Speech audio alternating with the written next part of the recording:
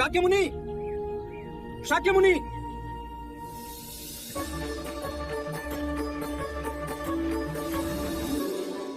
अति शुभ समाचार है। सुदत मन के बहुत पक्के, जो उन्होंने ठान लिया वो अवश्य किया होगा। सुदत बड़े लजीले हैं, वे स्वयं कुछ नहीं कहेंगे, लेकिन मैं पूरी घटनाक्रम बताऊंगा। हम दोनों को श्रावस्ती का जैत वन विहार के लिए अति शुभ लगा, किंतु कौशल नरेश प्रसन्नजीत, जिन्होंने यह वन अपने पुत्र जैत को भेंट किया था, वो इसे बेचने के विरुद्ध थे। प्रसन्नजीत ने अपने मन में आपसे पुराना वैमनस्य पाल रखा है। जैसे ही सुगत ने प्रसन्नजीत को जैत वन बेचने का प्रस्ताव रखा, वे एकदम क्रोधित हो गए। होश में तो हो सुदात, पता भी है क्या मांग रहे हो? जेठवन महाराज, अपने गुरु बुद्ध के विहार के लिए मुझे ये स्थान उचित लगा। हम अपना जैत वन सिद्धार्थ को नहीं देंगे, बड़ा प्रतिशोध है हमारे मन में उसके लिए। अब क्षमा करें महाराज, अब वो सिद्धार्थ कहाँ रहे? साम्यक संबोधि प्राप्त बुद्ध बन गए, दुखी मानवता को शांति और प्रेम के पथ पर ले जा रहे हैं। भूखे नंगों को अपना अनुयायी बनाना कौन सा कठिन काम है? महाराज, स्वयं महाराज बिंबिसार उनके अनुयायी बने। ब्राह्मणों के सर्वश्रेष्ठ उर्मिला कश्यप और उनके सारे अनुयायी बुद्ध के शरण में आए और भिक्षु बन गए। बुद्ध एक परम विभूति है। यदि ये निधि श्रावस्ती आएगी तो अनगिनत मनुष्यों का कल्याण होगा महाराज। तो चलो, मानवता के कल्याण हेतु मैं तुम्हें ये वन दे दूंगा, परंतु तुम्हें इसका मूल्य चुकाना होगा। जो आप कहें महाराज, मुझे स्वीकार है। जैत वन की जितनी भूमि को तुम स्वर्ण मुद्रा से ढाक सको, उतनी भूमि तुम्हारी हो। परंतु याद रहे, एक सुई की नोक पर धरती भी मुद्रा से ढक जानी चाहिए। मैं पूर्ण चेष्टा करूंगा महाराज। मैं अचंभित था, लेकिन सुगत की भक्ति में जो शक्ति है उसका अनुमान प्रसन्नजीत नहीं लगा पाए। सुगत अपनी प्रशंसा सुनने में बड़े संकोची हैं।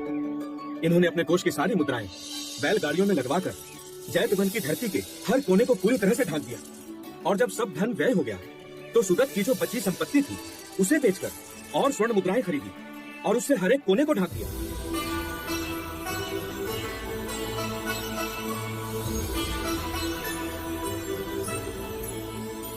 हमें विश्वास था कि तुम हमारी कठिन शर्त पूरी नहीं कर सकोगे। मुझ में इतना सामर्थ्य भी कहां था महाराज।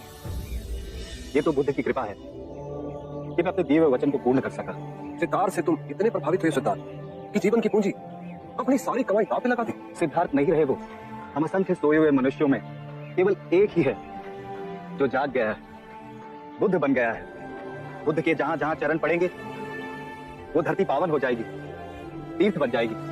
यदि आपने मुझसे मेरे प्राण भी मांग लिए होते तो वो भी मैं भेंट कर देता। फिर ये धन तो बहुत तुच्छ है महाराज। व्यक्ति के नाम के अनुसार उसके गुण, उसके आचरण बहुत कम मेल खाते हैं, परंतु जैसे तुम, उतना ही शुभ तुम्हारा नाम भी है, अनाथ पिंडिका। अनाथ, जो दीन है, जो क्षीण है, उनके लिए तुम्हारी पिंडिका सर्वदा खुली रहेगी। युग बीतेंगे, परंतु तुम्हारे नाम का यश कभी नहीं मिटेगा। प्रेम से दिया हुआ रूखा सूखा रुचिकर हो जाता है। तुमने तो अपना तन, मन, धन सब कुछ लुटा दिया। आभार तुम्हारी इस मैत्री का। आप जेतवन पधारेंगे ना बुद्ध? अवश्य, मैं जेतवन अवश्य पधारूंगा। अभी आप अपने आश्रम में जा विश्राम कीजिए, हमें भिक्षाटन के लिए जाना है।